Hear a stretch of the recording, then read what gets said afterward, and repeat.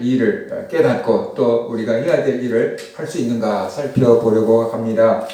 사울이라는 청년이 기독교인들을 체포하기 위해서 다메섹으로 가다가 부활하신 예수님을 만났습니다. 하늘에서 굉장히 강력한 빛이 사울의 눈을 비추었습니다. 사울이 땅에 엎드러지자 하늘에서 소리가 들렸습니다. 사울아 사울아 네가 왜 나를 박해하느냐 라는 음성이 들렸습니다. 사울이 땅에 엎드러져서 감히 하늘을 쳐다보지도 못하고 놀라서 묻습니다. 주여 누구십니까? 그랬더니 나는 네가 핍박하는 예수다 라고 이렇게 대답을 했습니다. 그러면서 예수님께서 사울에게 하신 말씀이 이거였어요. 너는 일어나 시내로 들어가라. 네가 행할 것을 너에게 이를 자가 있느니라 라고 하셨습니다. 사울은 너무 밝은 빛 때문에 눈이 어두워져서 앞을 볼 수가 없게 됐습니다. 그래서 사람들의 손에 이끌려가지고 다메섹에 있는 시내에 들어갔습니다.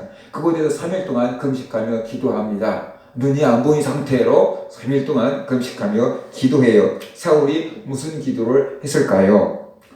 자기가 해야 될 일이 무엇인지 알려달라고 아마 기도했을 것입니다. 왜냐하면 주께서 사울에게 이리 들어가라고 했거든요. 이 집에 가라. 그리고 내가 너에게 해야 될 일이 무엇인지 가르쳐 주겠다. 라고 이렇게 했기 때문에 사울이 기도하면서 주여 내가 무엇을 해야 됩니까? 아마 이런 기도를 했을 겁니다. 오늘날 많은 사람들이 중요한 결단을 앞에 두고 그런 기도를 하겠죠. 하나님 내가 무엇을 해야 됩니까?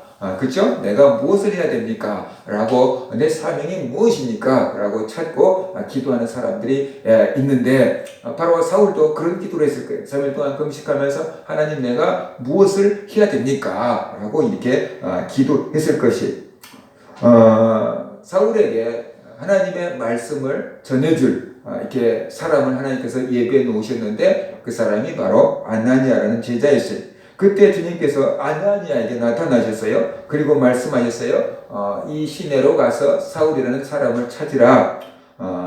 사울이 기도하다가 아나니아라는 사람이 자기에게 와서 안수하는 것을 보았다. 라고 이렇게 말씀하고 있어요. 그러니까 하나님께서 아나니아를 찾아와서 말씀하시기 전에 사울이 기도하는 동안에 예수님이 사울에게 환상을 보여주신 거죠. 아나니아라는 사람이 와서 사울에게 안수하는 환상을 이렇게 보게 해주신 거죠. 그 다음에 이제 아나니아에게 찾아와서 사울이라는 사람이 기도하고 있는데 네가 와서 안수하는 것을 보았다. 그러니까 네가 사울이라는 청년을 찾아가서 그에게 안수해라 라고 이렇게 말씀을 했어요. 그 말씀을 듣고 아나니아가 대답해요. 주여 내가 이 사울이라는 사람에 대해서 소문을 들었습니다. 예루살렘에서 기독교인들을 많이 핍박했다고 들었습니다. 이곳에 온 목적도 기독교인들을 체포하기 위해서 왔다고 들었습니다. 그 사람 다 피하고 숨는데 내가 왜 그 사람을 찾아가서 만나야 됩니까? 내가 왜 그 사람에게 안수해야 됩니까? 라고 이렇게 물었어요. 그러자 주님께서 이렇게 대답해요. 이 사람은 내 이름을 이방인과 임금들과 이스라엘 자손들에게 전하기 위하여 택한 나의 그릇이라. 그가 내 이름을 위하여 얼마나 고난을 받아야 할 것을 내가 그에게 보이리라. 라고 이렇게 말씀을 하셨어요. 아나니아가 볼 때는 사울은 기독교를 박해하는 핍박자에 불과했어요. 저런 나쁜 사람, 없어져야 될 사람, 하나님이 좀 처리를 해줘야 될 사람으로 생각을 했어요. 그런데 주님은 사울이 예수님의 택한 그릇이다 라고 이렇게 말씀했어요. 예수님의 이름을 이방인과 임금들과 이스라엘 자손들에게 전하기 위해서 예수님께서 이 사울을 택했다라고 이렇게 말씀을 하셔요. 하나님께서 우리를 택하면은 모든 것이 형통하고 하늘의 은혜와 능력을 가지고 우리가 막 엘리야처럼 모세처럼 권세 있게 능력 있게 하나님의 일을 할 것이라고 생각이 되는데 그 뒤에 이런 말씀하시잖아요. 그가 사울이 내 이름을 위하여 얼마나 고난을 받아야 할 것을 내가 그에게 보이리라. 주님께서 사울을 택한 그릇이 그런데 그가 주님을 위해서 많은 고난을 당할 것이다. 그것도 내가 사울에게 보여줄 거다 라고 이렇게 말씀을 하고 계십니다. 하나님이 택한 사람에게도 하나님이 원하시는 길을 가는데도 고난이 있을 수 있다 그런 거죠. 하나님이 버린 게 아니고 하나님이 택하셨고 하나님이 원하시는 길을 갈 때에도 고난이 있을 수 있다. 그래서 우리에게 말해주고 있어요. 문제는 하나님께서 그 고난을 이기고 견딜 수 있게끔 함께 해주신다. 그래서 우리가 알아야만 되는 것이에요. 힘들고 어려울 때 하나님이 나를 버렸나? 내가 이게 뭐 잘못된 길로 가서 일어나? 우리가 한번 돌이켜 볼 수 있지만 하나님이 원하시는 길을 가도 고난은 있기 마련이다. 십자가는 있기 마련이다. 그 속에서 하나님을 의지하고 하나님의 사명을 찾고 고난을 이기는 것, 그것이 믿음이다. 그래서 우리가 알아야 하는 것입니다. 그래서 이 아나니아가 사울을 보는 시각은 핍박자였어요. 나쁜 사람이었어요. 그런데 예수님이 사울을 보는 시각은 내가 택한 그릇이고 나를 위해서 정말로 고난을 당한 그 사람, 순교할 그 사람으로 보였던 것입니다. 똑같은 사울인데 보는 시각이 굉장히 다르지요. 그죠? 내가 나를 보는 시각이 있고 다른 사람이 나를 보는 시각이 있고 하나님이 나를 보는 시각이 있잖아요. 그런데 우리는 내가 나를 어떻게 생각하느냐가 굉장히 중요해요. 근데 내가 나를 어떻게 생각하냐는 다른 사람이 나를 어떻게 평가하느냐에 근거해가지고 나를 생각할 때가 많은데 그래서 자존감이 낮고 그런 사람들이 많지. 왜냐하면 나를 제대로 평가해준 사람들이 없기 때문에 나 잘못한 것과 부족한 점만 자꾸 지적해주는 사람이 많기 때문에 자존감이 낮게 형성돼서 살아가는 사람들이 많이 있어요. 그런데 제일 중요한 평가는 나의 평가도 아니고 다른 사람의 평가도 아니고 하나님의 평가다라는 거죠. 하나님은 나를 향해서 너는 나의 택한 그릇이다 라고 말씀하시고 정말로 소중한 존재야 라고 말씀하셔요. 그런데 문제는 하나님이 나를 어떻게 평가하는지를 모를 때 나는 여전히 세상 사람들이 평가하는 그 평가에 휘둘리며 살아갈 수밖에 없고 내가 나를 어떻게 생각하느냐에 따라서 내 인생의 고난을 당하면서 살아갈 수밖에 없다. 그래서 우리가 알아야 되는 것이죠. 하나님이 아무리 너는 나의 택한 그릇이라고 할지라도 내가 그 사실을 받아들이지 않고 믿지 않으면 여전히 나는 낮은 자존감을 가지고 살아갈 수밖에 없다. 그래서 우리가 알아야 되는 것이. 그래서 내가 나를 보는 것도 정확하지 못하고 사람들이 나를 보는 것도 정확하지 못하고 하나님이 나를 보는 것이 가장 정확해요. 그렇기 때문에 우리는 하나님이 나에게 뭐라고 말씀하신가? 너는 내 아들이야. 너는 내 딸이야. 하나님이 내 아버지고 하나님이 내 딸이다. 하나님이 나를 향해서 딸이라고 부르신다. 그 하나님의 자녀라는 그 자존감을 가지고 우리가 살아갈 수가 있어야만 된다. 하나님이 나와 함께 계신다는 그 자존감을 가지고 우리가 살아가야만 된다는 것이죠. 우리가 내 스스로를 잘 볼 수 없잖아요. 내가 내 얼굴을 볼 수 없잖아요. 거울이 없는 한. 그렇죠? 거울이 없는 한 내가 내 얼굴을 볼 수가 없잖아요. 거울을 통해서 내 얼굴을 보고 내가 이렇게 생겼구나 라고 아는 거잖아요. 근데 거울이 볼록 거울인지 오목 거울인지 깨진 거울인지 그거에 따라서 나를 비춰주는 모습이 다르다는 거예요. 그러니까 내가 누구인지를 보여주는 그릇이 거울이 누구냐 그러면 내 자존감을 형성할 때 내가 누구인지를 보여주는 거울이 누구냐면 부모고 친구고 선생님인 거고 주변 사람들인 거예요. 그런데 부모도 온전하지 못하고 선생님도 온전하지 못하고 친구들도 온전하지 못해요. 그러니까 어떤 사람은 볼록 거울이고 어떤 사람은 오목 거울이고 어떤 사람은 깨진 거울이고 어떤 사람은 찌그러진 거울이고 어떤 사람은 오염되어 있는 거울인데 그들이 나를 보고 그렇게 볼록하게 보여주고 오목하게 보여주고 깨진 것처럼 보여주고 오염된 것처럼 보여주는데 나는 그것이 진짜 나인 줄로 착각하고 받아들이는 거지요. 그래서 내가 낮은 자존감을 갖게 되고 그 낮은 자존감이 일생 동안 나를 이끌고 다니는 것입니다. 나는 이런 사람이야 생각할 때 정말로 나는 그런 사람으로 살아갈 수밖에 없게 된다라는 것을 우리가 알아야 되는 것이죠. 바보 빅터라는 그 책이 있고 영화가 있고 그러잖아요. 아주 검사를 했더니 정말로 바보로 나온 거예요. 그래서 바보로 다녔어요. 학교도 못 다니고 그만뒀어요. 직장을 다녔는데 적응도 못해요. 그래서 결학한 직장을 다니다가 잘렸어요. 그런데 전쟁이 일어나가지고 군대를 갔는데 군대에서 IQ 검사를 한 거예요. 그랬더니 이 사람의 IQ가 천리 IQ가 나온 거예요. 제일 좋은 IQ가 나온 거예요. 옛날 했던 IQ 검사는 앞에 일자리 빠진 거였어요. 그래서 부대에서 이 사람이 머리가 좋다고 굉장히 중요한 직책을 줬어요. 근데 진짜 잘해내는 거예요. 계속해서 맡긴 일을 너무너무 잘해요. 그래서 군대에서 그 사람에게 진급을 시켜주고 계속 남아있으라고 했는데 그 사람이 제대를 했어요. 그래가지고 예전에 자기가 다니다가 적응 못하고 잘렸던 목재 회사를 들어가가지고 거기에서 표준화 작업을 하기 시작했어요.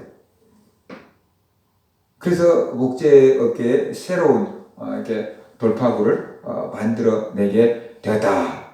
그 사람이 사람들에게 IQ를, 머리가 너무 좋은 사람들의 IQ를 어떻게 측정할까? 그래가지고 측정 도구를 만들었어요. 그래서 IQ가 좋은 사람들을 멘사회원에 가입시키잖아요. 그 사람이 그 측정 도구를 만든 사람이에요. 그 사람이 멘사협회 회장이에요. 자기가 바보인 줄 알았을 때는 바보로 살았어요. 근데 천재인 줄 알았을 때부터 천재적인 역량을 발휘하면서 살게 된 거예요. 내 자아상이 내가 바보야 라고 생각하면 바보로 살아가는데 내가 천재야 라고 할 때, 믿을 때 내가 천재적인 능력을 발휘하면서 살아갈 수가 있게 되는 거다 라는 것을 우리가 알아야만 되는 것이죠. 그래서 우리가 건강한 자아상을 가지고 살아갈 수가 있어야 되는데 하나님이 나를 보신 것이 가장 정확한 거다 라는 것을 우리가 알아야 돼. 우리가 지금 갖고 있는 자아상은 건강하지 못한 자아상들을 많이 가지고 있기 때문에 그런 것들을 이제 하나님의 말씀으로 시정해 갈 때 우리의 삶이 훨씬 더 능력 있는 삶을 살아갈 수가 있게 된다는 것을 우리가 알아야 되는 것이죠.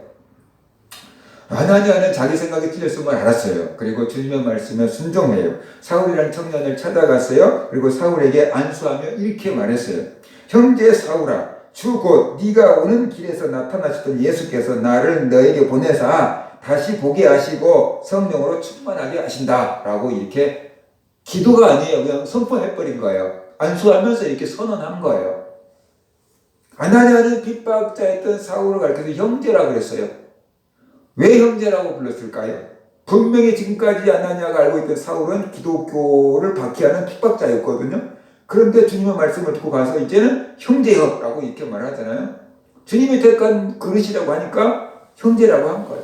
그냥 주님의 복음을 해서 많은 핍박을 받아야 될 사람이라고 주님께 들었기 때문에 형제여, 이제 우리 같이 주님을 위해서 복음을 전하고 같이 핍박받는 사람이 되었구나. 그래서 형제여 라고 이렇게 부르게 된 것입니다. 우리도 주님의 말씀을 듣고 내 생각이 틀렸음을 알고 내 생각을 고쳐야 돼. 주님의 말씀을 따라 내 생각을 고쳐야 돼. 주님이 사울은 나의 택한 그릇이다. 그가 내 복음을 해서 많은 고난까지 당할 거다 라고 이렇게 말씀하시니까 아나니아는 그 말씀을 믿고 이제 사울을 형제처럼 여겨주었던 거예요. 주님께서 우리를 향해서 너는 나의 백성이다. 너는 내 택한 그릇이다. 내가 너를 사랑한다. 내가 내 딸이다. 내가 너의 아들이다. 이런 식으로 하나님께서 우리에게 너는 내 아들이다 라고 이렇게 말씀을 하실 때 우리는 그것을 믿어야 되는 거죠. 에이, 나 같은 게 무슨 하나님의 아들이 되고 딸이 되겠어요. 말도 안 되는 소리 하지 말아요. 이렇게 하면 안 되는 거죠. 그죠? 그걸 그냥 받아들일 때 내 삶에 변화가 일어나게 되는 거다. 그래서 우리가 알아야 돼. 내 잘못된 생각을 하나님의 말씀에 비추어서 내 잘못된 생각을 버리고 하나님의 말씀을 받아들이는 것, 바로 그것이 믿음 생활인 것이에요. 아나니아는 사울을 핍박자로 생각했다가 주님이 아니라고 하니까 그냥 형제라고 딱 이렇게 바꾸잖아요. 우리도 주님의 말씀에 따라서 우리의 잘못된 생각들을 딱 고치고 시정할 수 있기를 바랍니다. 그렇게 할 수 있는 게 믿음이고 그렇게 할 수 있는 것이 능력이에요. 근데 그게 안 되면은 참 우리가 힘들게 살아가게 되는 거다. 그래서 우리가 알아야 돼. 사람들이 뭐라고 하든지 간에 내가 하나님의 자녀야. 내가 하나님의 아들이고 내가 하나님의 딸이야. 라는 그런 믿음. 나는 예수를 믿고 죄를 용서받고 구원을 받았어. 하나님이 나와 함께 계셔. 어려울 때도 하나님이 나를 지켜주고 도와줄 거야. 그런 믿음을 가지고 기도하면 하나님이 도와주셔. 그런 믿음을 가지고 살아갈 수 있기를 바랍니다. 그런데 환경은 자꾸만 네가 하나님의 아들이라며, 네가 하나님의 딸이라며, 된 게 뭐 있어? 네가 할 수 있는 게 뭐 있어? 자꾸만 이런 생각을 우리에게 집어넣어 주는데 그게 어디서 나오냐면 내 속에서 나오잖아요. 여지껏 만들어졌던 내 자아상이 일그러져 가지고 내 일그러진 자아상이 내 속에서 자꾸만 그 패배의식 그런 소리를 자꾸만 해내잖아요. 길들여져 갖고 그러는 거예요. 내 자아상이. 그러니까 이게 습관이 돼 있기 때문에 이걸 고치려고 그러면 시간이 좀 필요하지만 우리가 계속해서 나는 하나님의 자녀야. 나는 하나님이 함께 계셔. 기도하면 하나님이 들어주셔. 하나님께서 나를 잘 되게 해줄 거야. 라는 그런 믿음을 우리가 계속 가지고 고백을 하고 믿을 때 환경을 보지 않고 내 속에서 들려오는 그런 부정적인 소리를 듣지 않냐고 그런 믿음의 고백을 할 때 그 일그러진 자아상이 조금씩 회복이 되고 고쳐져 나가게 되는 거다. 그러면서 우리가 알아야만 되는 것이지요. 아나니아가 안수하며 선포한 것이 두 가지였어요. 하나는 주님께서 너를 다시 보게 하신다 라는 거고, 두 번째는 주님께서 성령으로 너를 충만하게 하신다는 것이었어요. 아나니아가 선포한 대로 됐어요. 믿음의 사람이 믿음으로 선포할 때 그대로 이루어지는 것이, 주님께서 하라고 하신 말씀을 선포할 때 그대로 이루어지는 것이다. 이러면서 우리가 알아야 되는 거죠. 아나니아가 안수하자 사울의 눈에서 비늘 같은 것이 벗겨지면서 사울이 다시 볼 수 있게 되었어요. 사울은 3일 동안 앞이 깜깜한 거 아무것도 보지 못했어요. 그런데 이 안수 받는 동시에 눈에서 비늘 같은 게 벗겨지면서 세상이 다시 보이게 됐지요. 3일 동안에 못 봤던 세상을 다시 봤으니 세상이 새롭게 보였을 것입니다. 이것은 무엇을 말하는가? 사울이 지금까지 알고 있었던 것과 다른 전혀 새로운 세계에 눈을 떴다라는 그 얘기를 지금 하고 있는 거죠. 사울이 지금까지 율법에 갇혀서 살아왔어요. 평생 동안 율법만 연구하고 살아왔는데 이제 그 부활하신 예수 그리스도의 시각으로 새로운 세상을 볼 수 있는 눈이 띄게 됐다. 그러면서 우리에게 말해주고 있는 것입니다. 예수님께서 땅속에 3일 동안 묻혔다가 부활하신 것처럼 사울이 3일 동안 앞을 보지 못했다가 안수하고 눈을 떠서 새로운 영적 세계를 보게 된 거다. 그러면서 우리가 알아야 되는 것이죠. 우리가 육체적으로 볼 수 있는 세상이 있고요. 우리가 마음으로 볼 수 있는 세상이 있고요. 우리가 영으로 볼 수 있는 세상이 있는 거예요. 무엇을 보느냐, 무슨 눈을 갖고 보느냐에 따라서 그 사람이 살아가는 방법이 달라지게 된다 하면서 우리가 알아야 되는 것입니다. 사울이 진리를 보는 눈이 떠졌어요. 이제 율법이 아닌 예수 그리스도가 그리스도다라는 것을 보는 눈이 떠지게 된 거예요. 우리가 진리를 알아야 돼요. 그러면 가짜에 속지 않게 돼요. 진리를 모르면 가짜에 속게 돼요. 내가 진리를 모르면 거짓말에 속게 돼요. 요즘에 가짜 뉴스가 많다 그러잖아요. 그죠? 그런데 뭐가 진짜인지를 모르면 우리가 가짜 뉴스를 듣고 어떻게 돼요? 막 헷갈리게 되는 거죠. 속게 돼요.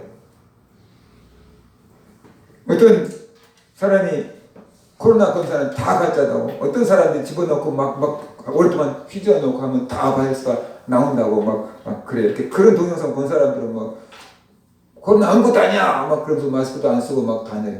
그런데 팩트체크라는 게 합디다. 그 뉴스에 팩트체크를 했더니 그게 다 그 잘못된 거라고 이렇게 나온 거예요. 그러니까 진실을 모르면 가짜에게 속게 되는 거다. 그래서 우리가 알아야 돼. 진리를 알지니 진리가 너를 자유케 하리라. 그래서 우리가 진리에 눈을 뜰 수 있는 사람들이 돼야지. 진리를 모르니까 어떻게 돼요? 이단에게 속는 그런 일들이 벌어지잖아요. 그 다음에 두 번째 한 게 뭐냐 그러면 성령으로 충만하게 하신다고 했는데 사울이 성령이 충만해졌느냐라는 거죠. 분명히 그래요. 아나니아의 안수를 받고 사울은 성령이 충만했어요. 그리고 뒷구절을 읽으면 바로 그가 자기가 지금까지 핍박해 왔던 기독교의 복음을 전하기 시작했어요. 이것이 바로 사울이 성령에 충만했다는 증거인 것입니다. 성령이 충만해질 때 주님을 전하게 되죠. 그러니까 바울이 성령을 충만함을 받고 바로 그 자리에서 복음을 전하기 시작했다라고 뒷구절에서 말씀을 하고 있습니다. 사울이 기독교를 핍박하면서 하지 말아야 될 만 앞장서 했던 사람인데 그가 부활하신 주님을 만나고 진짜 자기가 해야 될 일이 무엇인지 찾아가는 과정이 세 단계로 나눴어요. 그게 뭐냐면 첫 번째는 주님을 만났다는 거죠. 사울은 다메섹 도상에서 부활하신 주님을 만났습니다. 그리고 그의 인생이 바뀌었습니다. 오늘도 예수님을 진짜로 체험하고 경험하고 만나면은 사람들의 인생이 바뀝니다. 죽으려고 했던 사람들도 삽니다. 잘 되었던 사람도 소망을 갖게 됩니다. 죄를 짓던 사람들이 죄를 끊어버리게 됩니다. 중독이 됐던 사람들도 중독을 치유받게 되는 역사가 있습니다. 그러니까 예수를 만나면은 사람이 변화되고 달라지게 된다라는 것이. 그래서 우리가 정말로 내가 해야 될 일이 무엇인지 알기 위해서는 우리가 예수님을 경험할 수 있는 그런 사람들이 되어야 된다. 그 다음에 두 번째는 진리를 깨달았어요. 사울이 앞을 보지 못하게 됐다가 안수를 받고 눈이 다시 떠져서 보게 됐잖아요. 이것을 통해서 사울이 새로운 진리를 발견하게 되었다라는 것을 우리에게 말해주고 있습니다. 예수님을 만날 때 진리를 알게 됩니다. 왜냐 그러면은 예수님이 길이고 진리요 생명이기 때문에 그렇습니다.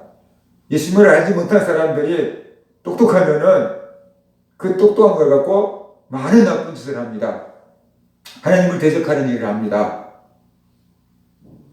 내가 달나라에 가봤더니 하나님도 없더라. 이런 소리를 하는 거예요. 그런데 예수 믿는 사람들이 똑똑하면은 그 똑똑한 걸 갖고 하나님의 살아계심을 증거하고 보여주는 것입니다. 달나라에 가서 봤더니 하나님 정말로 계시더라 라고 말하잖아요. 분명히 소련 사람과 미국 사람이 달나라를 갔는데 이 소련 사람은 달나라에 갔더니 하나님도 안 계시더라 라고 미국 사람은 달나라에 갔더니 거기도 하나님이 계시더라. 볼 수 있는 사람에게는 보이는 거죠. 우리가 산에 가서 산삼이 우리의 발뿌리에 채였다고 해봤자 우리가 그것이 산삼인 줄 알겠어요? 더덕인 줄 알겠어요? 모르는 거죠. 근데 산삼하고 더덕 대학 다닐 때 친구하고 학교 뒤에 뒷산에 산책을 갔는데 그래 더덕 냄새가 난다는 거예요. 그러더니 가서 더덕을 캐가지고 더덕을 이렇게 껍질을 벗겨가지고 씹어 먹는 거예요. 그래서 어떻게 더덕 냄새를 맡으냐고. 그랬더니 군대에 있을 때 많이 캐봤대요. 군대에 있을 때 많이 캐봤다고. 냄새를 딱 맡더니 가서 더덕을 찾아가고 캐는 거예요. 우리 같으면 어떻게 돼요? 모르고 지나가죠. 그죠? 그러니까 볼 수 있는 사람만 보이는 거예요. 그래서 진리를 예수님을 만날 때 진리가 보이게 돼요. 예수님을 만날 때 자기가 알고 있던 진리도 어떻게 돼요? 주님을 위한 걸로, 하나님의 영광을 위한 걸로 바뀌게 되는 것입니다. 그 다음에 세 번째로 성령의 충만함을 받았습니다. 왜 예수님은 사울에게 성령을 충만하게 주셨을까요? 주님 주신 사명을 감당하도록 성령을 충만하게 주셨습니다. 우리에게 좋은 자동차가 있다고 해봐요. 근데 휘발유가 없다. 그러면 못 움직일 거 아니에요. 아무리 좋은 차라도 어떻게 돼요? 휘발유를 넣어야지 움직이는 거예요. 내가 진리가 무엇인지 알았고 주님을 만났을지라도 성령 충만하지 않으면 이를 감당할 수 없어요. 왜냐 그러면 많은 핍박과 많은 방해거리들이 있기 때문에 에너지가 다 빠져나가는 거예요. 그것과 싸우다가 보니까. 그러니까 못 감당하는 거예요. 그래서 성령의 은혜를 주셔야지, 성령 충만해야지 그 일을 감당할 수 있는 거예요. 그래서 하나님 주신 사명을 감당하도록 성령을 충만하게 주신 거다. 그러면서 우리가 알아야 돼요. 예수님은 우리에게 사명을 맡기실 때 네 혼자 가서 듣든지 살든지 그냥 하고 와 라고 이렇게 말씀하시는 게 아니고 우리와 함께 가셔요. 그래서 우리가 감당할 수 있는 힘을, 은혜를, 능력을 주신다는 거예요. 문제는 가만히 있어서 주는 게 아니고 우리가 주님을 위해서 일하면서 우리가 주님을 믿고 기도할 때 주께서 우리에게 감당할 수 있는 힘과 은혜와 능력을 주신다. 그래서 우리가 알아야 됩니다. 우리 모든 성도님들 그러면은 내가 주님을 만나고 진리를 알고 성령 충만하면 전부 다 목사가 되고 선교사가 돼야 됩니까? 라고 생각할 수 있어요. 근데 그렇지 않아요. 목사가 될 사람도 있고 선교사가 될 사람도 있겠지만 내가 주님을 만나기 전에는 일하는 목적이 나만을 위해서 일했는데 내가 일하는 것이 나만을 위해서 내 가족만을 위해서 일했는데 주님을 만나고 나면 목적이 하나님을 위해서 달라지는 거죠. 똑같은 일을 하더라도 이제는 목적이 달라. 주님을 위해서, 하나님의 영광을 위해서. 물론 그 다음에 내 가족도 있겠지만 이게 달라지는 거예요. 그래서 우리가 주님을 만날 때, 진리를 알 때, 성령으로 충만할 때 내가 무엇을 해야 되는지 깨달을 수 있고 똑같은 일을 하더라도 이제 그 일을 하는 이유와 목적이 하나님을 위한 것으로 바뀐다. 그때부터는 내 일이 아니고 주님의 일이 된다. 라는 것이 우리 모든 성도님들이 사울처럼 주님을 만나고 사울처럼 진리를 깨닫고 사울처럼 성령에 충만해서 여러분이 해야 될 일을 하고 또 하나님이 맡기신 일을 잘 감당할 수 있게 되기를 주의 이름으로 축원합니다.